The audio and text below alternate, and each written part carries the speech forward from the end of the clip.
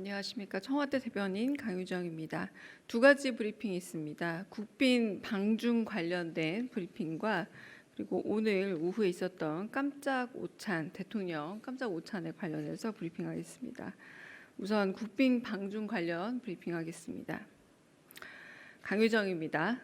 이재명 대통령은 시진핑 중국 국가주석의 초청으로 1월 4일부터 7일까지 3박 4일간 중국을 국빈 방문합니다.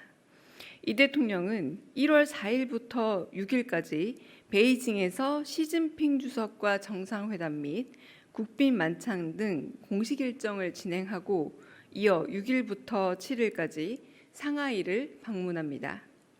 이번 방문을 통해 양국 정상은 경주 에이펙 정상회의 이후 2달여 만에 다시 만나 한중 전략적 협력 동반자 관계의 전면적인 복원 흐름을 공고히 하는 한편 공급망, 투자, 디지털 경제, 초국가 범죄 대응, 환경 등 양국 국민의 민생에 실질적으로 기여하는 구체적인 성과를 거양하기 위한 방안에 대해 논의할 예정입니다. 아울러 상하이에서는 2026년 백범 김구 선생 탄생 150주년이자 상하이 임시정부 청사 100주년을 맞아 역사적 의미를 되돌아보고 앞으로 한중 간 미래 협력을 선도할 벤처 스타트업 분야에서 양국 기업 간 파트너십을 촉진하기 위한 일정도 가질 예정입니다. 이상입니다. 오찬 관련 브리핑 이어하겠습니다. 이재명 대통령은 오늘 국무회의 종료 후 김민석 국무총리와 구윤철 경제부총리, 위성락 안보실장과 김용범 정책실장 등 청와대 참모들과 함께 청와대 인근 삼청동을 도보로 걸으며 깜짝 오찬을 가졌습니다. 청와대 춘추관을 나선 이 대통령은 오고 가는 시민들과 인사를 나눴고 시민들도 손을 흔들며 반갑게 맞이했습니다. 이 대통령은 미국에서 살다 한국을 방문했다는 한 동포 가족의 사진 촬영 요청에 웃으며 흔쾌히 응하기도 했습니다. 청와대 복귀 이튿날 이 대통령이 삼청동 동네 한 바퀴를 돌며 깜짝 오찬에 나선 건 인근에 있는 상인들을 격려하고 주민께 인사를 전하기 위해서입니다. 이 대통령은 춘추관에서 도보로 약 10분 거리에 있는 유명 수제비집을 방문해 시민들과 함께 줄을 서서 차례를 기다렸습니다. 그러면서 어린 시절 워낙 칼국수와 수제비를 많이 먹고 살았다며 배고프고 힘들었던 시절을 회고하기도 했습니다. 이 대통령은 김민석 국무총리와 구윤철 경제부총리, 김영훈 고용노동부 장관, 김성환 기후에너지환경부 장관, 차정인 국가교육위원장, 위성락 안보실장, 김용범 정치실장 등과 동석해 수제비와 감자전으로 오찬을 즐겼습니다. 이 대통령이 수제비집을 깜짝 방문했다는 소식에 청와대 출입 기자들도 식당을 찾아와 함께 식사를 했습니다. 오찬을 마친 이 대통령은 인근에 있는 총리 공간까지 도보로 이동하면서 시민들께 새해 복 많이 받으시라고 인사를 건넸고 사진 촬영 요청에도 일일이 응했습니다. 동행한 기자들이 배석 요청을 흔쾌히 수락한 이 대통령은 총리 공간 안에 한옥으로 지어진 삼청당에서 기자들과 함께 차담을 가졌습니다. 한남동 관저와 청와대를 오가는 게 불편하지 않느냐는 기자들의 질문에 이 대통령은 불편함이 없다면서 총리 관저가 참 좋다고 언급했습니다. 이에 동석자들은 김민석 총리에게 총리 관저를 잘 지켜야겠다고 농담을 건네 좌중이 한바탕 웃기도 했습니다.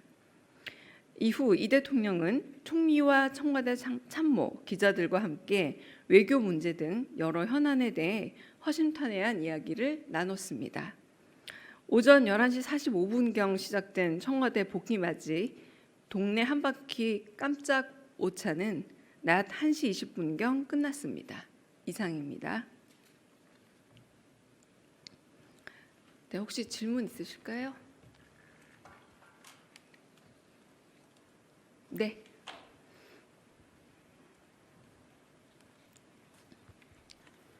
네, 안녕하세요. 고발뉴스 이상호라고 합니다.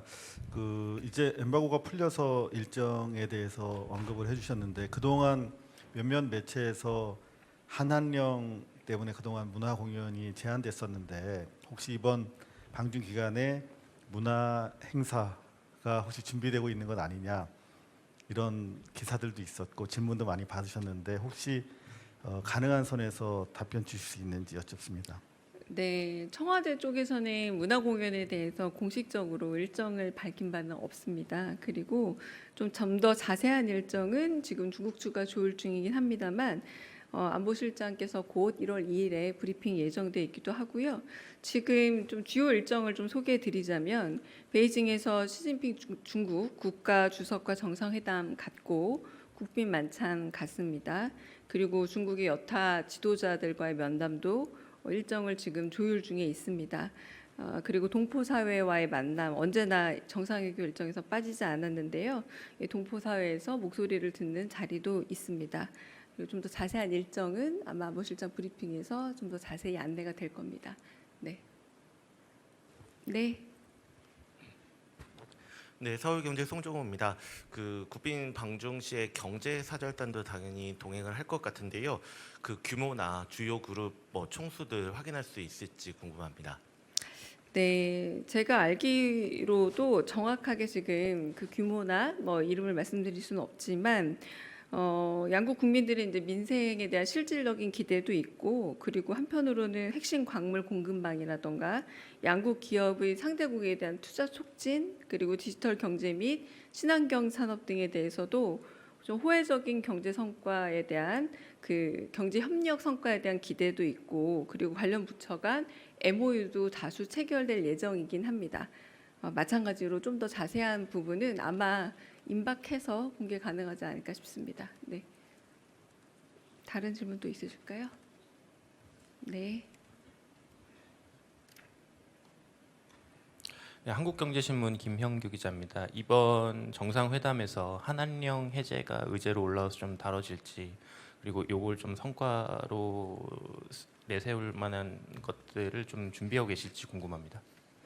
네, 아까 제가 말씀드린 것처럼 정확한 의제는 지금 구체적으로 말씀드리기 좀 어렵고요. 양국 정상 간에서 이제 의제들이 좀 더 아직 여전히 좀 조율 중인 부분들도 있고 그리고 경제 협력 기회를 좀 확대도 하고 그리고 워낙에 지금 말씀드린 것처럼 우리가 그 상호 협력적인 관계 안에서 동북아 전체의 정세에 대해서 얘기를 하는 자리이기도 합니다. 구체적인 어떤 정상회담의 의제는 지금은 좀 말씀드리기는 어렵습니다. 네네. 다른 질문 있으실까요? 네. 없으시면 여기서 네.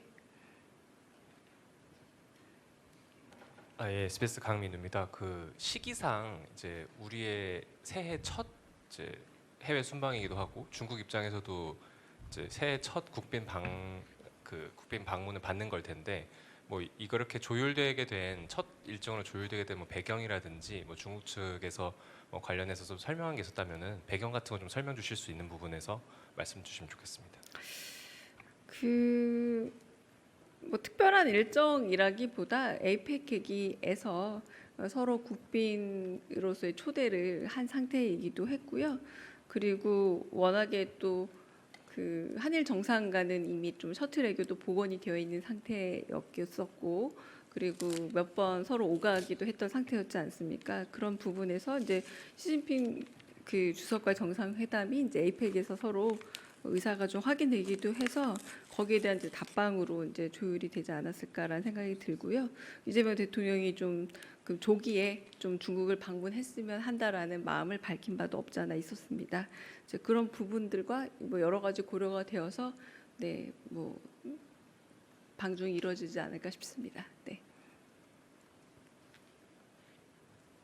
다른 질문 없으시면 네, 정리하겠습니다. 네.